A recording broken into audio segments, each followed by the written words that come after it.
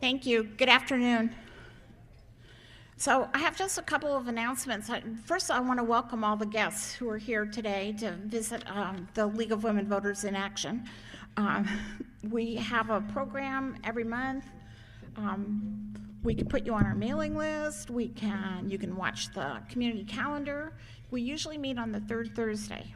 So this month we thought that was a little too close to when the ballots were due. So we moved our program up a week, and I appreciate Valley River's cooperation and ability to change. So a couple of announcements. If you bought fruit and made a donation to Food for Lane County during the League's fruit sale, your donation receipt letters are in the back with Marge Maxwell. So they're in the file bin over there on the corner of the table. So if you pick yours up, we won't buy stamps for them. The other thing is, I have a note from Senator Wyden's office that he's holding his first Lane County Town Hall of 2018 tomorrow evening, 5:30 p.m. at LCC, the main campus of LCC, and you can reserve a seat by calling Senator Wyden's office. On Monday, Martin Luther King Day, there is a walk from Autzen Stadium to the Shedd Institute downtown. And you can park in the Surbu parking lot, meet at the north gate of Autzen Stadium, and there will be shuttles back to the parking lot. So I don't think I introduced myself. I'm Linda Lynch, and I'm president of the League of Women Voters of Lane County. And just for our guests especially, the League works to encourage informed and active participation in government and to influence public policy through education and advocacy. When we research issues, we always seek input on all sides of an issue. We originally planned this event as a yes-no forum, so you'd hear a speaker from the Yes on 101 and a speaker from No on 101. But in changing from the third Thursday to the second Thursday, we've run into the legislature meeting in committee meetings, legislative days in Salem.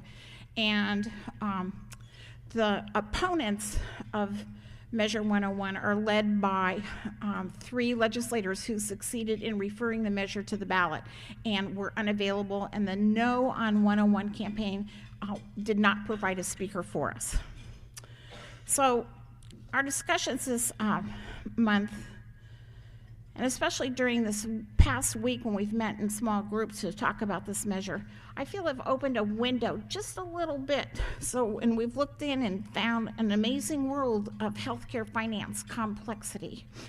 And that this one question has made us look at all of those things. We've tried to become our most informed selves on this one ballot question for this month's special election, Ballot Measure 101. The measure asks us to approve or to ratify the legislature's plan to finance Medicaid, in particular to cover the people who became covered as a result of the Affordable Care Act. The question is on the ballot because as I said, because 3 state representatives secured enough signatures to require the state to put the question before voters. You must vote yes to keep the plan the legislature approved, and you would vote no to overturn it. So we understand that much, but we find ourselves wondering about the system as a whole. Generally, not 100%, but generally, I don't think that we're all the experts on Medicaid and who's covered and what we would get. So today's speakers are going to explain all of this to us. Our first speaker is going to be Josh Ballack. He's an expert on the Medicaid system, how it works, who gets what, and even more than that. Josh is Vice President for Government Relations and Health Policy at All Care Health in Josephine County. Yes, he drove here from Grants Pass. All Care is a physician-led community care organization that works to make healthcare simpler and better for the people of Southern Oregon. It's headquartered in Grants Pass, offers a wide range of health plans and services designed to meet the needs of diverse communities while controlling costs for both patients and taxpayers. After Josh explains the Medicaid system, Former State Representative Val Hoyle is here, and she will speak about Measure 101. Val has participated in developing healthcare policy at many levels. She was director of the 100% Access Initiative for United Way of Lane County. She represented West Eugene and Junction City in the state legislature for 7 years. During that time, she chaired the Committee on Healthcare and worked on the framework for what has evolved into Measure 101 today. And there will be time for questions after their presentations. So Josh, you're up.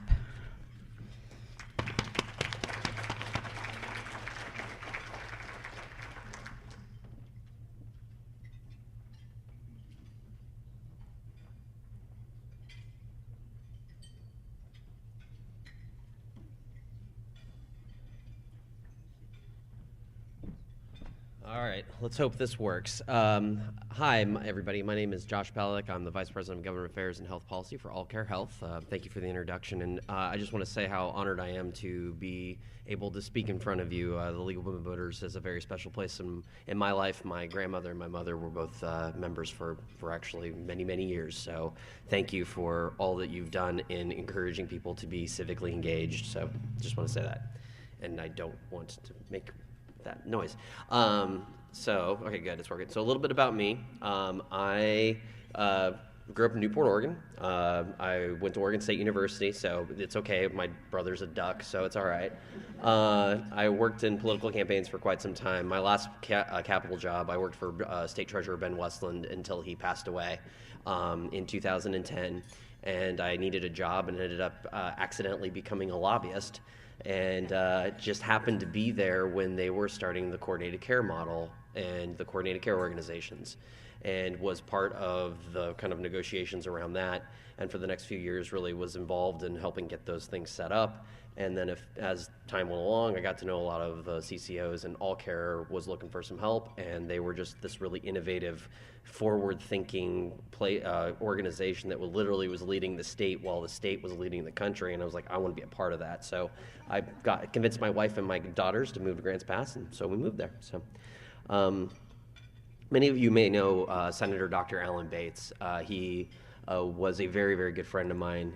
He actually wrote this. This was the enabling legislation for the CCOs, and 2 years ago on Sunday, he actually gave me that. So on my 38th birthday, so Sunday is my 40th. So he was the godfather of CCOs. And he used to always say that if the CCOs are done right, they will be the greatest anti-poverty program that this country's ever known. And I actually spoke to him. He said that to me 2 days before he passed away. I went over to his house, was hanging out with him, and he needed some help with a letter. And so I wrote that note and found out 2 days later he had passed away. So that sits there on my desk still this day to remind me I've got something to do for Doc, to make sure that we're getting the CCOs right and that we're really improving the health care, not only for folks on Medicaid, but everybody. So what exactly is the Oregon Health Plan? So who's covered? So all adult Oregonians making 138% of poverty and below, they are covered. Pregnant moms, Oregon children with 300% of poverty if their parents aren't covered already, children in foster care, and severely disabled and seniors under the poverty level. And then there's also a bunch of other buckets and things like that too, but that's basically who's covered. So what exactly does the Oregon Health Plan cover? So we do physical health treatments that are above what's known as a prioritized list. So these are evidence-based things that we, as the state, have taken a look at and say this works the best to be able to deliver health care for the folks. We cover pharmaceuticals. Not all states do that. I actually just found out the other day. Mental health care we cover. Dental care we cover. Vision for 21 and younger and pregnant moms. And non-emergent medical transportation. So that's basically making sure people are able to get to the doctor, which in a community like ours, well, heck, Lane County, I mean, trying to get from Oak Ridge out to down to Eugene, that's a heavy feat. So we actually offer that transportation to be able to get to and from. And then some flexible services. So we'll talk a little bit about that here in a sec. So what exactly was the CCO? So pre-CCO, there was physical, mental, and dental, and they were all siloed. So you can imagine trying to navigate that type of thing, especially if you're sick. I mean, it's, you're dealing with some dental pain while trying to get physical health care, while trying to get non-emergent or transportation set up. That's almost impossible. That was the system. And by the way, none of those guys talked to each other. So what we did was we changed the model to essentially say the member's in the center. We're going to wrap primary care, but it doesn't even have to be primary care. It can be a dentist, it can be a mental health professional. It doesn't matter. There'll be that point of contact, and then we as the CCO will build all of those other things around them so that they do it. And I used to say, I remember coming out of the session in 2012, people were like, are these CCOs actually going to work? And I said, or what would it look like when they work? And I said, well, this is the way it should look for a member. All they know is that their doctor seems to know a lot more people, and they can get in to see a lot more people faster. And that's exactly what's happened. So we have, so what are the successes? We have 95% of all Oregonians covered. It's amazing. 100% of kids. That is something we as Oregonians should be really proud of. Increase the prenatal checks from 70% to 94%. If you had told OBGYNs that we would increase that number that high, they would have looked at you like you were crazy. We did that in 5 years. It's amazing. Emergency room department visits have dropped 23% statewide. Huge reduction in charity care for hospitals. Investments in programs to improve the community health. So a good example of that is we've been helping get access to homes for our members, because as it turns out, if you have diabetes, it's really hard to manage if you're homeless. So we've started to invest in those types of things. We've helped foster kids by getting them to camps and things like that, because if you're destabilized, but to go to an actual youth camp, you actually get to hang out with kids and build relationships and build trust. Those are the types of programs that we're funding. Or in one case, we handed out masks during the whole smoke stuff. I mean, you guys got hit just as hard as we did down there, but we had 18 straight days of bad air quality, so All Care provided masks. And I don't need a waiver. Those are my kids, so it's okay for me to do that. Oh, and by the way, during all of that, we have increased all these qualities. We have already saved the federal government $1.3 billion, and we're expected to save them another $1.9 over the next 2 years. I call that a success. So does this baby. So what does that actually look like on the ground? This is a nurse practitioner. Her name's Lisa Callahan. She's a pediatric nurse practitioner in Grants Pass. She said that when I was talking to her the other day, 90% of her kids are on Medicaid, who she sees. And she had a story that I thought illustrated exactly how important healthcare is to families, not just kids, not just adults, but families. So she had a mom who was pregnant. She was covered by OHP at that time, and she developed gestational diabetes. But the diabetes stuck around, but her health coverage didn't, because she was making too much money. So as a result, she wasn't able to get her insulin. She wasn't able to manage it. As a result, also, the kid wasn't able to get in and see Lisa because the mom was struggling so much. Well, when the expansion population came along, the mom got coverage. She got her diabetes covered. And not only was she doing better, but she was bringing her daughter in more and more so that she was doing better. So it really is. This isn't about just adults or kind of these one-offs. These are about helping families. So, and I think that that's a really different way to look at things and a really important way. So I'm going to talk just really quickly about what happened in 2017, how we ended up getting there, and what the frame was. So there was a $900 million hole inside the Oregon Health Plan budget, and a little bit of it was known, but most of it wasn't. So 250 million of it came from, I'm going to start to nerd out here, so I apologize. 250 million of the whole came because of the payer mix. So in essence, the way it works is from 0 to 100% of poverty, anybody who makes that, the federal government pays 65 cents of the price tag of care. Oregon comes up with 35 cents. For the expansion population, starting in 2017, the feds pay 95 cents on the dollar. We pay 5 cents. What happened over the last couple years is, as the economy's gotten better and things are going, from those people making 100 to 138% of poverty, where we were getting really high reimbursement, they were getting jobs and getting out of Medicaid. But the people that we were getting the low reimbursement, they didn't change. They actually started to increase a little bit. So as a result, that created a $250 million hole. The other problem that we had, maybe, oh, dang it, sorry.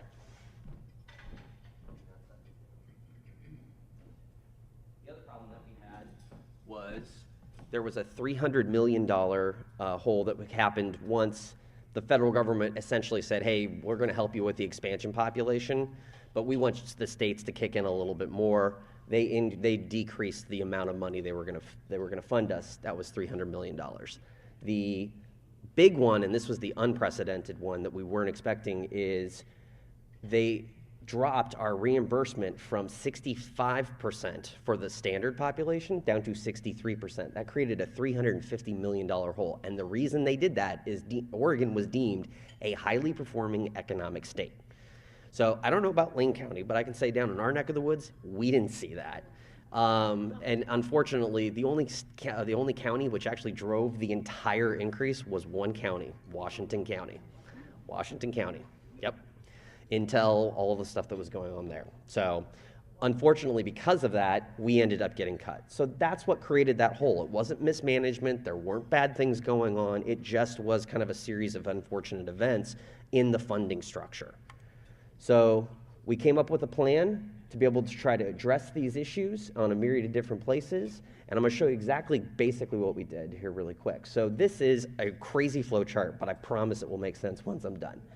So this is what the current hospital provider tax is. So right now, we take 5.3% of their revenues, and the state collects it. With 4.5% of the revenues, that goes over to the federal government. For every dollar we send the feds, they send us 4 back. It's a good deal. And before you get worried about it, 49 states use a very similar mechanism as this.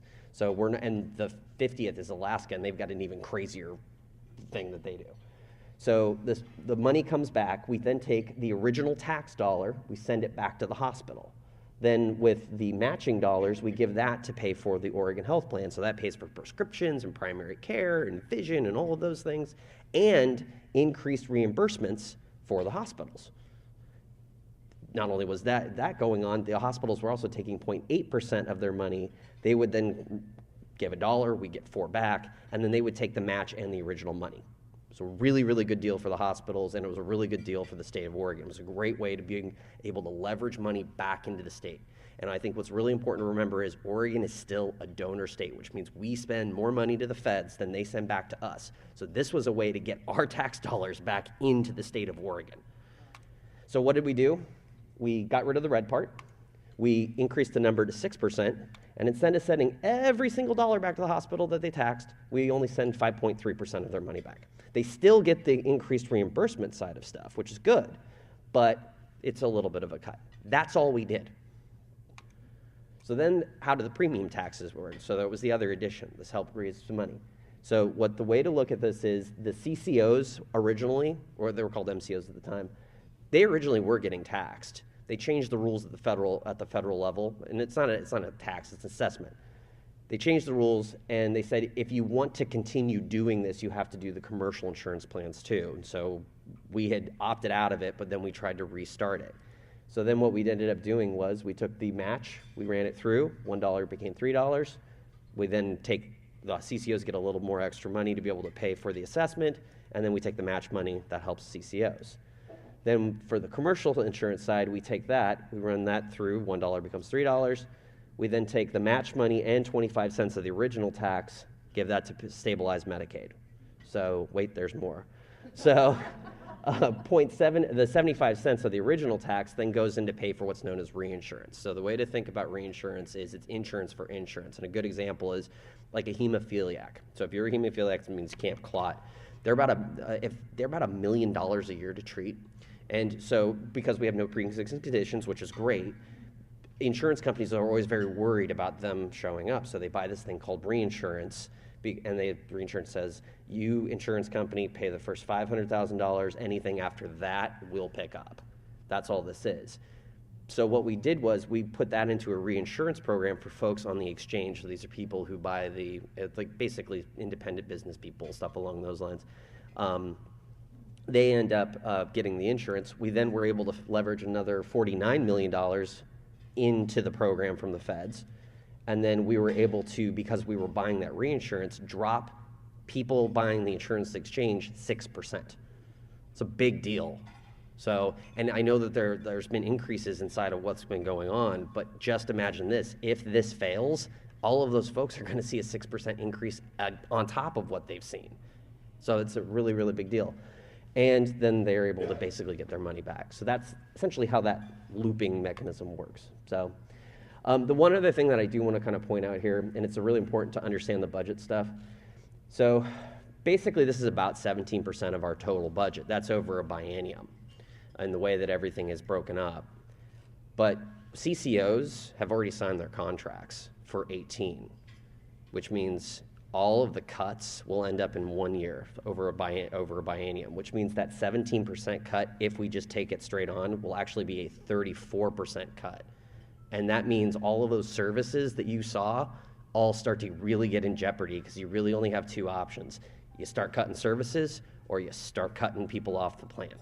And one of the things that happens is that if we do this and we are forced to start cutting people off the plan, we've got to go and negotiate with the federal government to change our waiver again. And I don't know about you, but I do not look forward to negotiating with the federal government at any level right now. So, you know, and the other important piece here is if we start kicking people off of the plan, that is going to have a huge impact on all of our premiums, because what you're going to see are people no longer getting health insurance. They won't go in for preventative care. They'll wait until they end up getting really sick. They'll end up in the hospital, and that will end up being deemed charity care. But there is no such thing as charity care. We will all pay for that in our rates going forward. So not only are we going to end up having significantly higher rate increases in the years to come, but we're going to have a sicker population, and we're going to destabilize the Medicaid population all at once. So with that, I think I'm just going to kind of stop there and let Representative Hoyle, or the Honorable Val Hoyle, go. So, all right, I think we'll do questions afterward, if that's okay. Do you have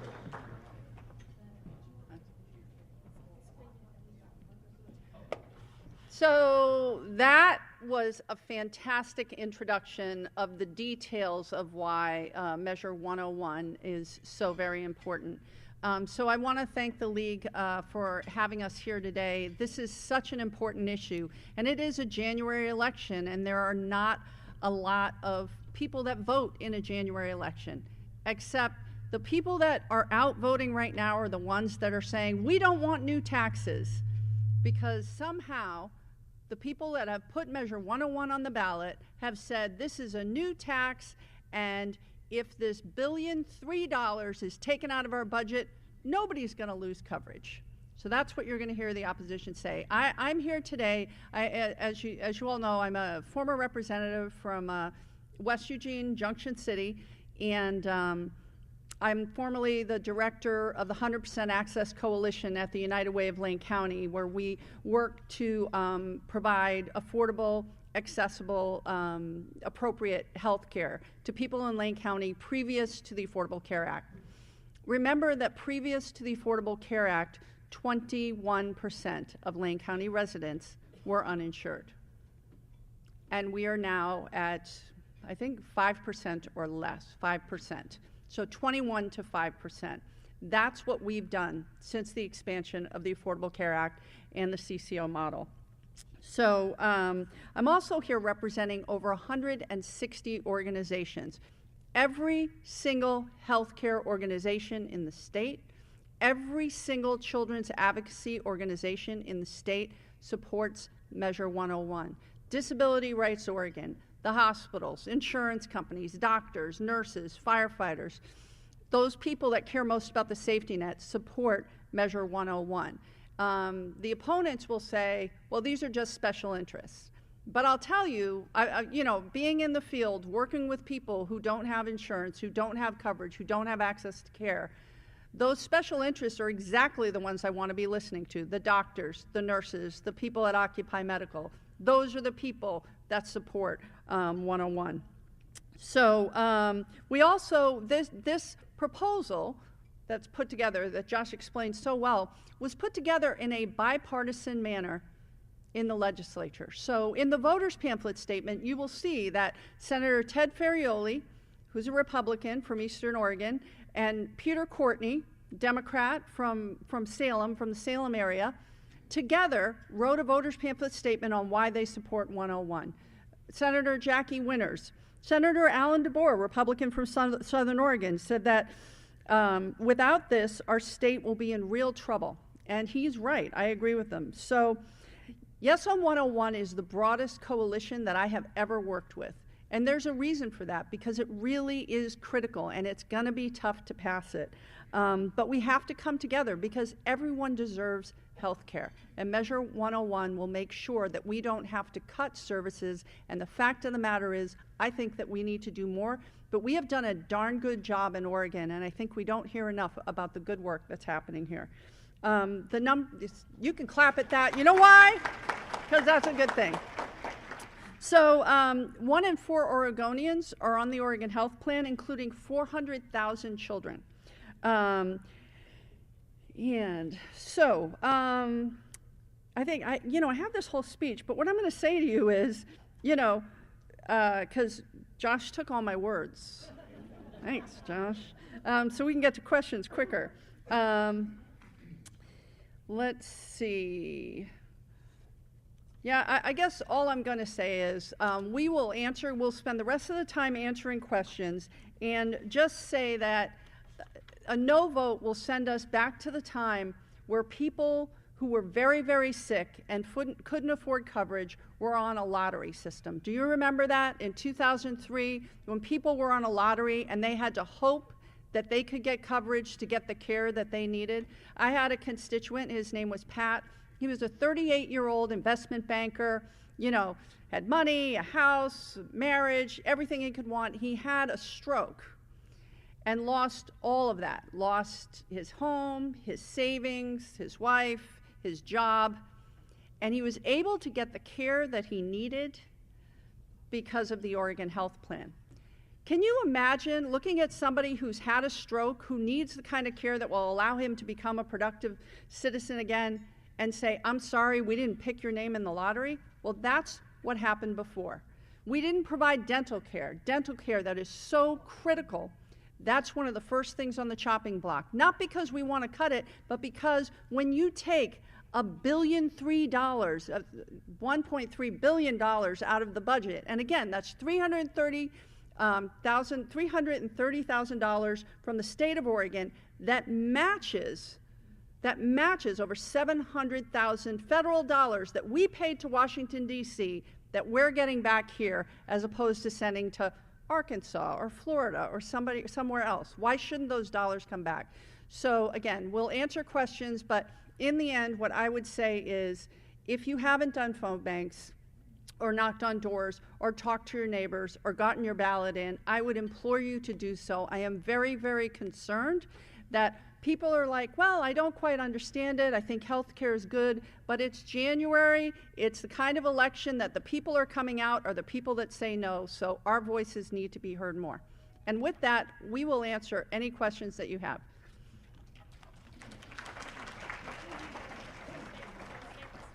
Yeah.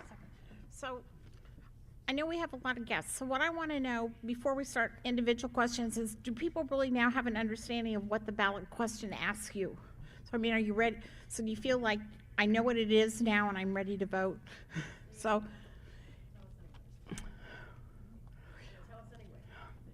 well, I was going to ask Val to tell you that you're being, what it is you're being asked to vote on. And then we'll send a microphone around the room, okay? So what you're being asked to vote on, Measure 101, according to the official ballot title, approves temporary assessment to fund health care for low-income individuals and families to stabilize health insurance premiums, temporary assessments on insurance companies, some hospitals, and other providers of insurance or health care coverage.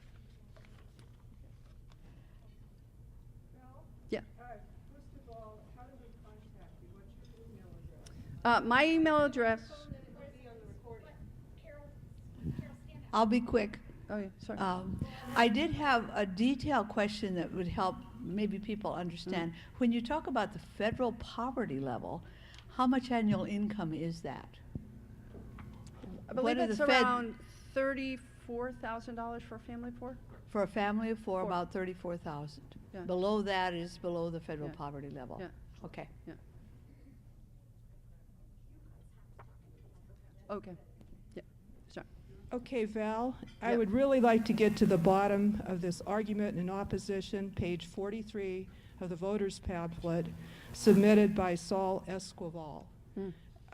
He's stating that the Oregon Health Plan would provide coverage for children of undocumented immigrants. I've been to the website, and I know that it states very specifically that Medicaid does not offer benefits to undocumented aliens. What about the children of undocumented aliens, immigrants? Undocumented immigrants. So, you know a little more about eligibility. So in this last session, we expanded. So we had a program called CALM, and I don't remember what it stood for. But in essence, if you were a pregnant mom in the country, undocumented, we still wanted to make sure that you were getting prenatal care and make sure that you were getting taken care of. We expanded that program out to include kids up to 18. So it was called the Cover All Kids Initiative. So that's how we got to that 100% number that was up there. It is not Medicaid dollars, and there aren't necessarily any federal matching funds other than for like very specific things inside of for pregnant moms. So that's what we end up doing. So it's not Medicaid, and if this votes no, that doesn't defund that particular thing. So I think that's a critical piece, is that we did vote on Cover All Kids, and I think my good friend Vic Gilliam, it was one of the most moving speeches I've heard. Vic Gilliam, Republican from Silverton, talked about how for him, as a Christian, his values are, that we as a state, we take care of our children, and so there are dollars, but we don't use federal dollars or Medicaid dollars for undocumented children, but there are other funds that are set aside for that. That is a great question. Sure. I have a question. Yeah, kind of. I can kind of hear you. Hello? Yep, can hear you now. Oh, okay. Lou Siniger from Healthcare for All Oregon. I have a particular question about Medicaid. Is it true that a person has to lose their house or cannot own a home to be on Medicaid? No. You can own your own home? Yes. Okay, thank you. I want to take a thing here. I think that this is really important. That expansion population, it really collected a lot of families that were working, who were doing all the right things, usually young families. This is coverage for our friends, our neighbors, the people that you interact with on a day-to-day basis. And I think that that's a really important thing. I mean, right now, 10% of Lane County gets their health care from just the expansion population, and that's the thing that's most at risk. So these really are probably people they're living their lives. They've got houses and mortgages and everything else, but they're just barely making it by.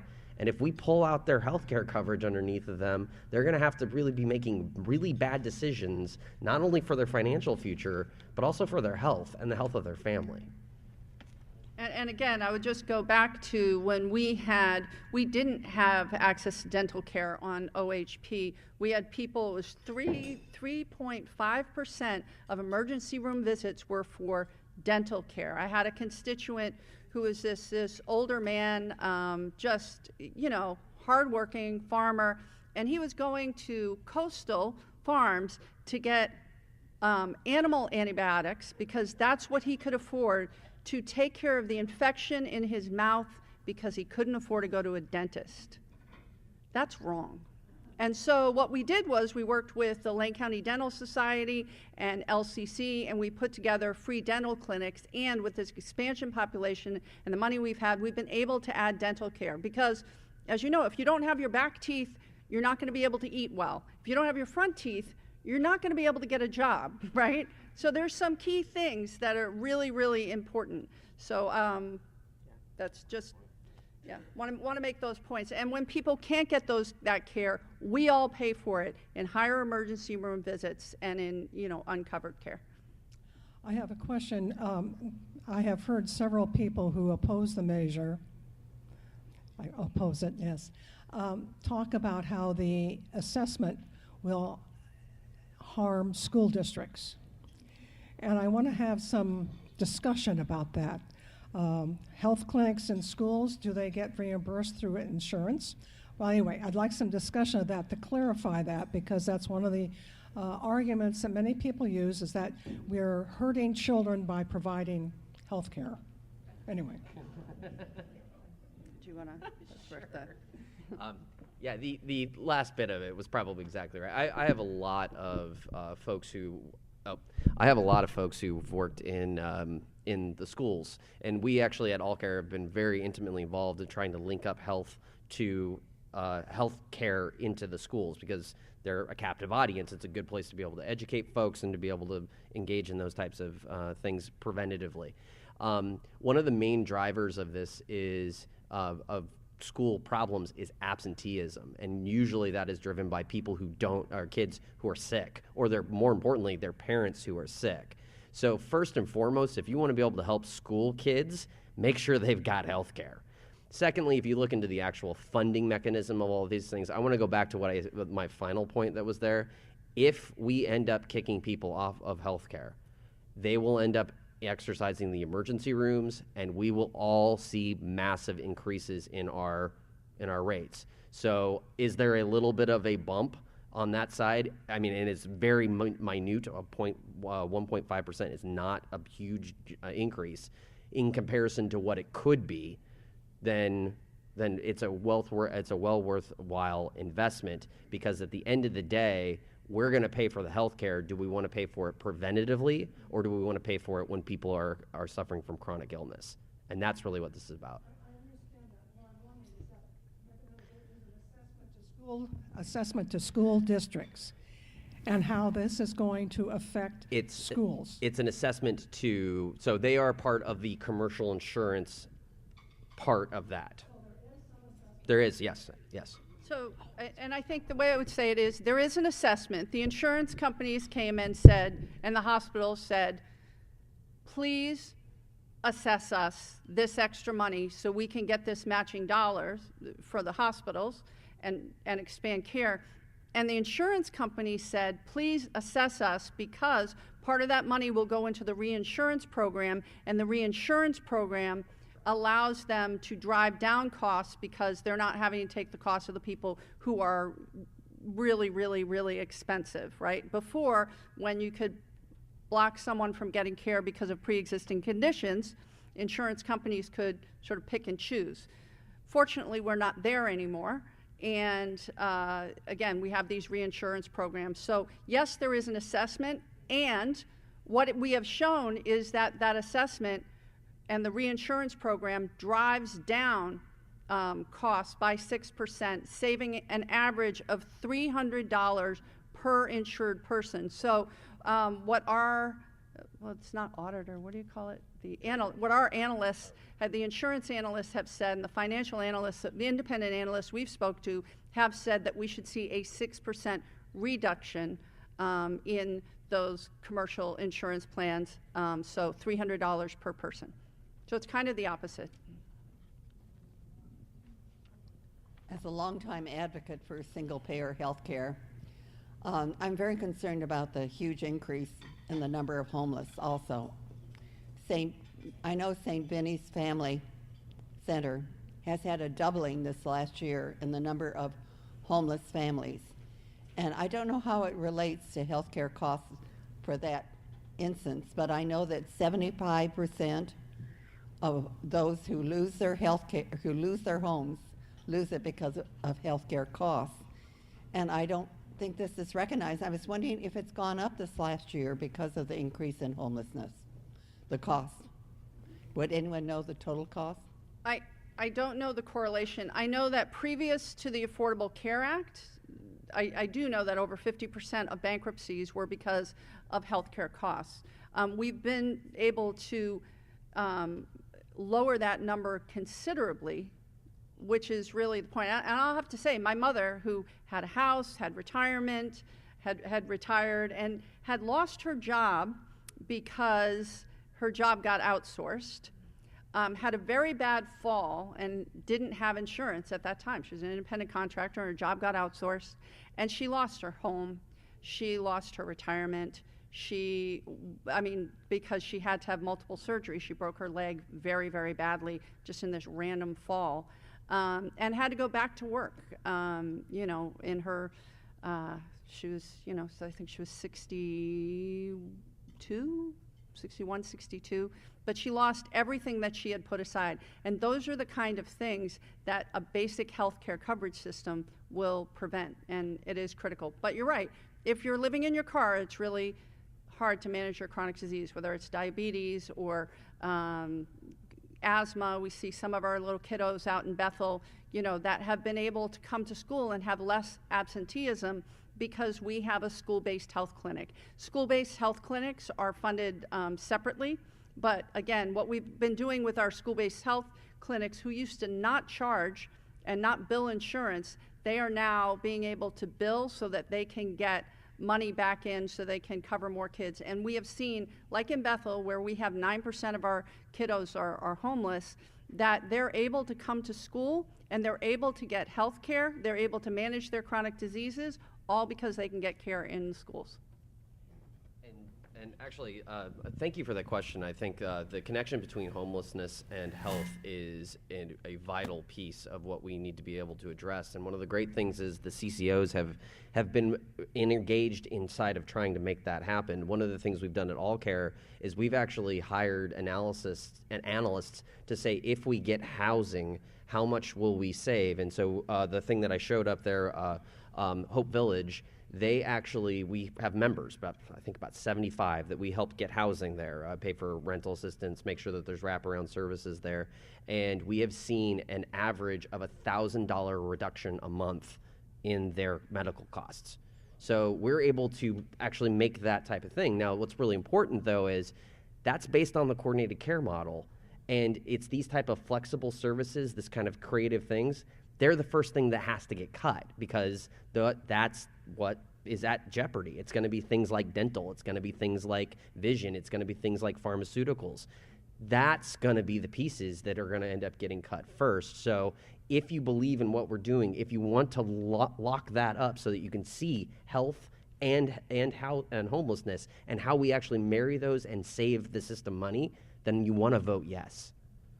So, and I think this isn't necessarily a partisan argument. If you have Senator Jackie Winters and Senator Alan DeBoer, Senator Ferrioli, that are supportive of this, it is because for them, where they believe in smaller, limited, more effective government, the bottom line is that we should be using our dollars in the most cost-effective way possible, that has the healthiest population, that also ensures that people are a part of being responsible for their health care, for their health, right? Which means they have access to programs that allow them to have jobs and then work their way off of Medicaid, which is exactly what we want to see.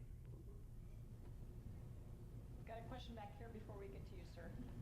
Hi, I'm Kellyanne Stiles. Oops, sorry. I'm currently on disability for fibromyalgia, and so I've been there before we had the wraparound services, and it was very difficult trying to be a single parent raising a child and working, and now I'm blessed to have the full disability.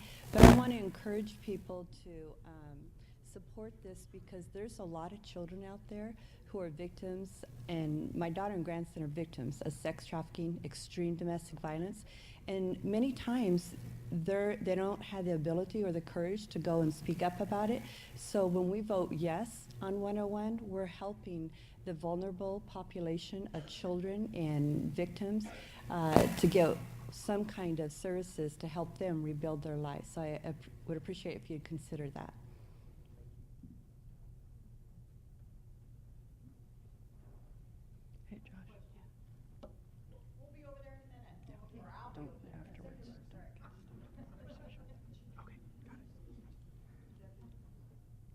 Sure, if you have the microphone, it's all you. One of the arguments against 101 is that due to Secretary of State Richardson's audit, we won't need as much money for Medicaid because so many people are on, well, okay, some people are on it, you know what I'm trying, not illegally, but unjustifiably, and so I'd like to hear some response to that. Yeah, that is an excellent and really important question. So with Medicaid, just like in your normal insurance plans, although a little bit different, there's a certain criteria for who is eligible for services, right?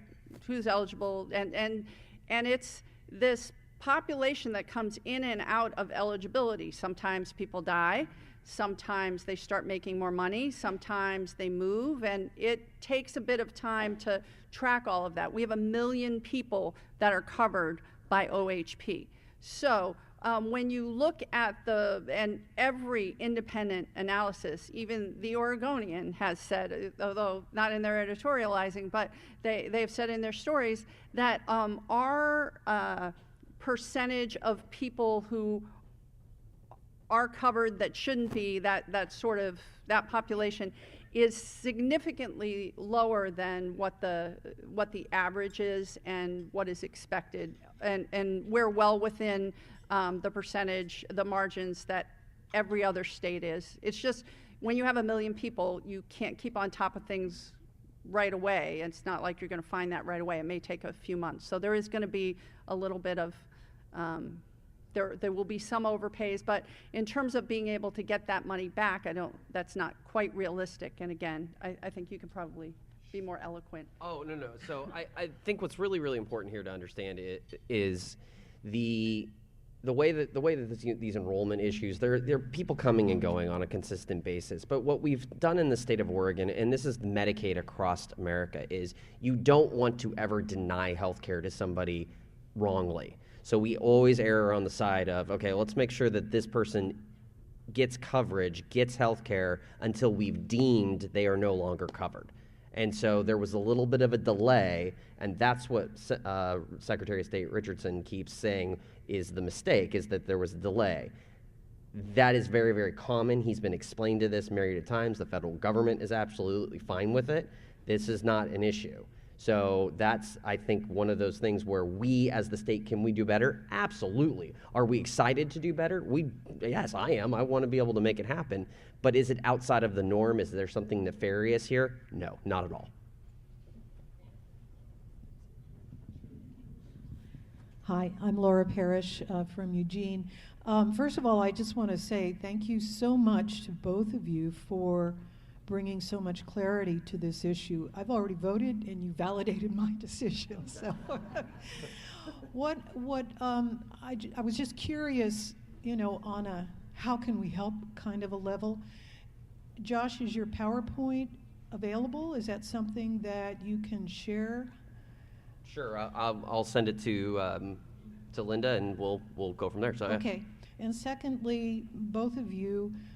How can we help? I've actually gone online and found it difficult to get specific information about helping out with canvassing or telephone banks or in any other way. So I'd appreciate your suggestions. See me afterwards, and what is the website? Yesforhealthcare.org. Right. They have sites. They should have canvases up and listed. The one other thing I will say that you could be incredibly helpful is just start the conversation and explain what a yes vote and a no vote does. I think that there's still sometimes some confusion around that.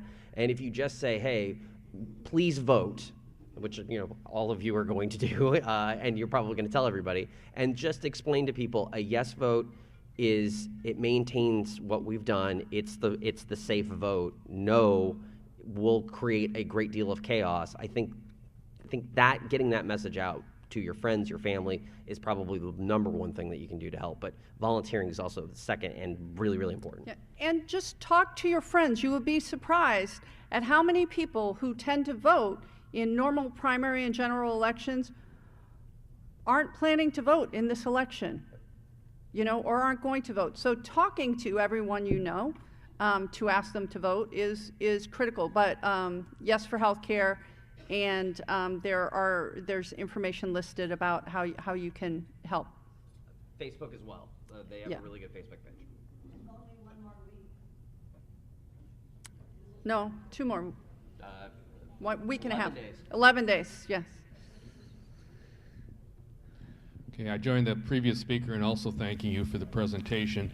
While I've been totally supportive of the goals and aims of this measure, I've been very confused about how it was going to work and how it was going to achieve those goals, and that was important to my casting an intelligent vote, frankly. But I have, at the risk of abusing my airtime, I actually have 2 things I wanted to ask. One's a clarification, and then there's a totally unrelated question. Josh, in your presentation, you were explaining the deficit that led to the measure, and you talked about 2 populations that had different levels of federal support, neither of them 100%. But you also talked about a bucket that was lost because of the loss of 100% federal reimbursement, and I didn't catch what that 100% reimbursement covered. So in the original, when the ACA came into place, so as an encouragement to states to expand their Medicaid population and to be able to take on that really difficult population, or unknown population, it wasn't that difficult, it was just an unknown population, the federal government said, hey, states, for the first 5 years, we're going to pay 100% of the tab. I'm sorry, for the first 3 years, we'll pay 100% of the tab for that population. So for if you're making 100 to 138% of poverty, we'll pay for it. And then as time goes along, we're going to start making the states pick up some of that money. And so the drop went from 100%, and it will go down to 90%. They pay 90% in 2021. And so it's just ratcheting down right now as we kind of go through that time. It's still a great deal. I don't know about you guys, but I would gladly take a 900% return on investment any day of the week. So it's still a really good deal, but it creates that budget hole. Yeah, and I think one of the other things is they paid 100% for the expansion population, 100 to 135% of the poverty level, which again is like 32 or 34,000 for a family of 4. So they're not wealthy people, but picking up that population, they're an undoctored population, and I know Cascade Health, when they started outreaching to this population, they found that like 72% of the people that came in to see them, so these are working people that have been undoctored for a long time, had they either had hypertension, or they had diabetes, or they were pre-diabetic, or so when they said that they would cover 100% for this population, it was because it was not a healthy population. So as those people started to get into the healthcare system, started to be able to be healthier, get back to work, the federal government is ratcheting down what they're matching because we are able to lower healthcare costs for that population as they're able to get their primary care. And for some people, their primary care is South Lane Mental Health. That is the place that they get their primary care because that's their primary health issue. For some people, it's, your normal primary care doctor. For other people, it's, Planned Parenthood. It's, wherever your primary care. And the key is having a primary care medical home that fits for what your health care needs are. But anyway, that's why the federal government ratchets it down. Okay, so my question goes back to the 1.5% on the insurance premiums, and thank you for explaining how it's going to leverage federal dollars, help you pay for reinsurance, stabilize premium costs. I get all that, but it also allows insurance companies to recover that 1.5% by upping their own premiums, and I'm wondering how and why it was felt that was necessary. So the insurance companies, one of the arguments you hear against this measure is that it doesn't put any of the burden on the institutions that benefit, like the insurance companies, because if they can recover that 1.5%, they're not out anything. So how would this work if you didn't allow insurance companies to pass that extra cost back to premium payers?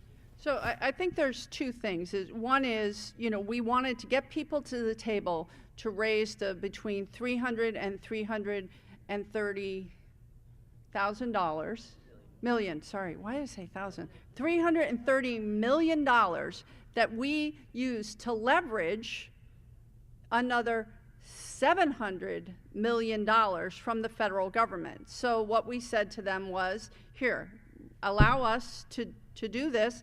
And we said you cannot raise premiums because of this more than 1.5%. So yes, they're getting that back, and then we're getting to use that money to bring in another $700 to $770 million.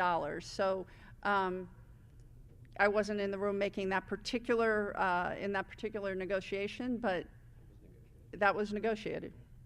And it seemed like a good deal. The other thing is that because of the reinsurance program that we're using, it will allow us to reduce costs. And again, the average cost that independent analysts have said that they anticipate is that we will see a 6% reduction in those plans, commercial plans, self-insured plans. So that's $300 per person. So even if they, so that should balance out. But 6% before or after the 1.5 increase? That would be after. That would be after. Question here and one in the middle. Thank you for clarifying this to the extent that you have. I am so sick and tired of buckets and exchanges and qualifications and hoops that people have to run through. So I understand this much better now, thanks to both of you. My only question is, are we going to be back here in 2 years or 3 years or 5 years trying to fix this again? And I don't know if anyone in this room can answer that, but what's your opinion? Where do you see this going? Will it hold? So this is a 2-year, this funds the 2017 through 2019 budget. And these monies will go into funding services for the Oregon Healthcare Plan population. So in 2 years, we have 2 years to come up with a different funding mechanism. We have to see what's going to happen at the national level, what's going to happen in Oregon, what can we do to actually address the situation and let people get the access that they need. So will we be doing this again? I don't know. We've relied on this type of hospital provider tax or assessment since 2004. In 2009, we used it to cover all kids, so 100% of our children in Lane County in 2009. In 2013, I was part of the group that helped negotiate the hospital provider tax then. Will we use this assessment again? I don't know. It brings in a lot more money. I don't know that it will look the same, but we at least have 2 years to work together to find another bipartisan agreement to make sure that we're funding the health care that we need. Thank you. Thank you for your wonderful presentation and so clear. I had a question based upon the passage of this, and I noticed in there that there's coverage for dental and vision and medical. I wondered if there's ever been any talk of coverage for audiological and hearing needs of patients. I think it is. I know in some cases there are definitely coverage for around that. Particularly kids, that's a huge piece of it. But I'm pretty sure that we actually do include that inside of the package. I just didn't list it as part of it. I think that there is access, especially for children, for audiological care. But and I'm sure many people here know, hearing aids are super expensive, and they aren't necessarily covered. And if you have a child who loses their hearing aids, my goddaughter is hard of hearing, and boy, she lost her hearing aids once, and they're really, really expensive, and they're not things that are generally covered. So it's hard. I think that we can do better. I think we should do better. If people can't hear, they can't participate. It's the same as teeth. If you don't have all your teeth, you can't live a healthy lifestyle. It's just one of those things. Yeah, they do. I know. And again, I'm with you. It's a critical need. Thanks. Okay. By the way, thank you all for letting non-League of Women voters come today. I appreciate that very much. So regarding that gentleman's question about the insurance companies are allowed to get it back, are the other players not allowed to get it back? Doctors, hospitals, they can't raise their fees or rates because of this, or they get it back too? So what? So it's complicated. So previously, with the hospital provider tax, that money would go directly. All of that money would go directly back to the hospitals. What they have said this time is that we can keep that money, so that some of it, most of it, so that we can then match it with federal dollars that will go into care, because what hospitals know, what doctors know, is that we have reduced the amount of uninsured, uncovered emergency room visits, and reduced a lot of the need for the charity care that, again, all of us with private health care plans covered previously. So they know that it will go back into care. And just one of the other arguments is that, well, this money, how do we know where it's going to go? So basically, the revenues from the 0.7% tax on hospitals that isn't going back to hospitals like it was in previous years.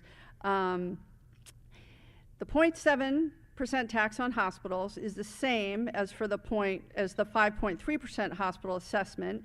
And in Section 8, Chapter 736 of Oregon Laws 2003 puts both assessments on hospitals, so what this is, the reimbursable assessment and the 0.7% tax into the Hospital Quality Assurance Fund.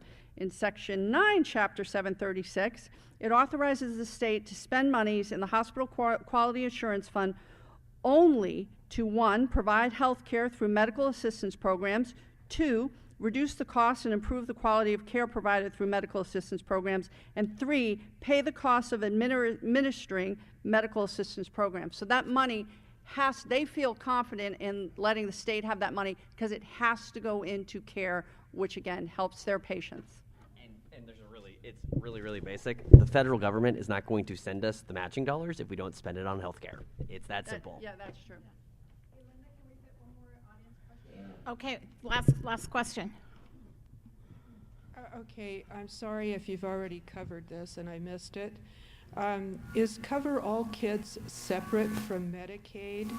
And are the Measure 101 funds dedicated or designated to cover only Medicaid programs?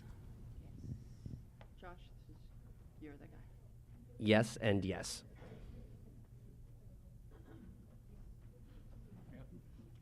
Thank you. Let's thank Josh and Val for doing this. I have just a little gift from the league. Oh, Just what I need, more chocolate. Thank you, guys. And I have to grab my announcement sheet. Hold on.